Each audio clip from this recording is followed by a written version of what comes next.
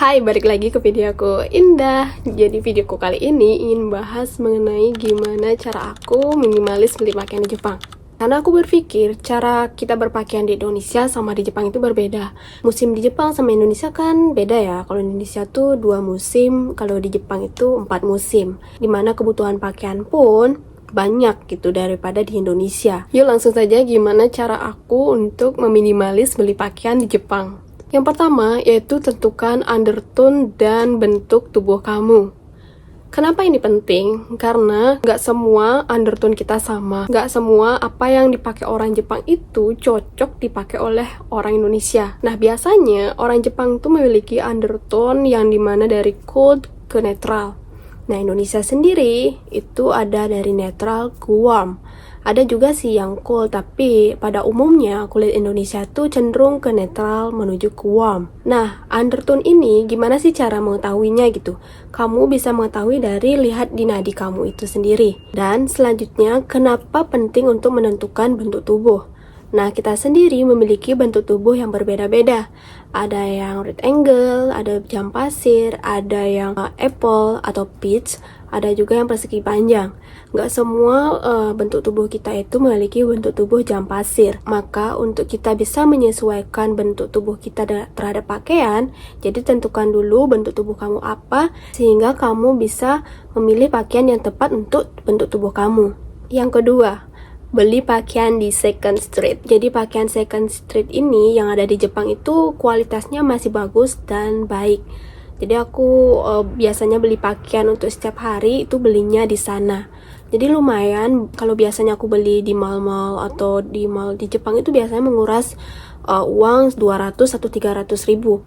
Namun kalau di second street kamu bisa membeli pakaian dengan harga dari 50.000 ke 100.000. Jadi lumayan menghemat budget. Yang ketiga yaitu aku biasanya beli pakaian 1 atau 2 bulan sebelum musim di Jepang itu berganti. Karena biasanya ketika musim mulai berganti itu pakaian-pakaian di toko-toko itu akan banyak waribiki gitu. Maksudnya banyak kan diskon. Jadi biasanya kalau aku mau beli pakaian yang kayak jaket dan lain-lainnya, aku biasanya beli di pergantian musim karena banyak diskonnya gitu.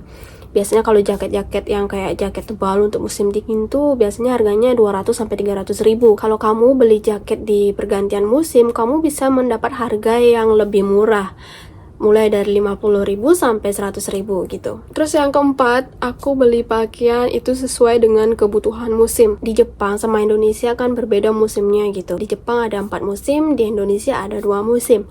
Nah, mau nggak mau, jadi pakaian yang harus kita beli itu lebih banyak daripada di Indonesia. Nah, gimana sih caranya aku bisa mengatur kebutuhan pakaian ini? Nah, di 4 musim ini biasanya ada musim-musim yang cenderung mirip. Misalkan, musim panas dengan musim haru itu cenderung mirip lah ya, gitu. Jadi ada kesan hangat dan kesan, biasanya kalau musim haru di Jepang tuh kebanyakan hujan sih ya. Hujan dan agak kehangat gitu ya situasinya. Jadi aku beli baju ya satu jenis untuk 2 musim ini gitu, untuk musim semi dan musim panas. Terus untuk musim dingin itu aku khususin karena di sini di Kobe ya itu dingin banget kalau di musim dingin, jadi aku beli pakaian khusus untuk musim dingin. Untuk musim gugur itu aku juga khususin pakaiannya untuk musim gugur sendiri, karena musim gugur itu kalau di Jepang itu biasanya sangat berangin dan dingin, lumayan dingin ya kalau musim gugur. Jadi ada pakaian khusus biar nggak terlalu tebal juga seperti musim dingin, biar nggak terlalu tebal tapi nyaman dipakai gitu. Yang kelima, jadi aku menerima sumbangan pakaian. Jadi aku menerima dengan terbuka, menerima sumbangan pakaian dari senpai-senpai terdahulu. Jadi ada orang Vietnam, orang Jepang, orang Indonesia sendiri yang memiliki baju yang berlebih gitu, ingin disumbangkan daripada dibuang, ya aku terima aja gitu, asal masih bisa dipakai. Jadi lumayan, jadi uang yang harusnya aku beli misalkan jaket gitu yang 300.000, jadi aku dapatkan dengan cara cuma-cuma, aku bisa menghemat uangku 300.000. Nah, uangku 300.000 ini bisa aku alokasikan untuk ke hal yang lebih produktif seperti bayar ujian. Jadi untuk bayar ujian N2 tuh kan lumayan ya, aku bayarnya 700.000 gitu. Jadi aku pakai dengan uang yang harusnya aku beli pakaian, aku pakai untuk bayar ujian gitu. Jadi lumayan mengurangi budget gitulah ya. Jadi intinya kamu nggak usah malu memakai pakaian bekas asal pakaian itu masih layak dipakai. Jadi kita nggak nyuri intinya gitu, nggak usah malu gitu, asal bisa dipakai. Dan satu sisi juga kita menyelamatkan bumi dari polusi pakaian kan.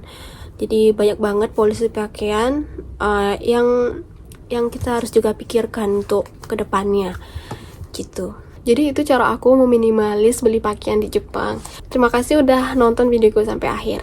Tinggal di subscribe, oke? Aku akan memberikan gimana sih cara meminimalis dari segala sudut kehidupan. Bye!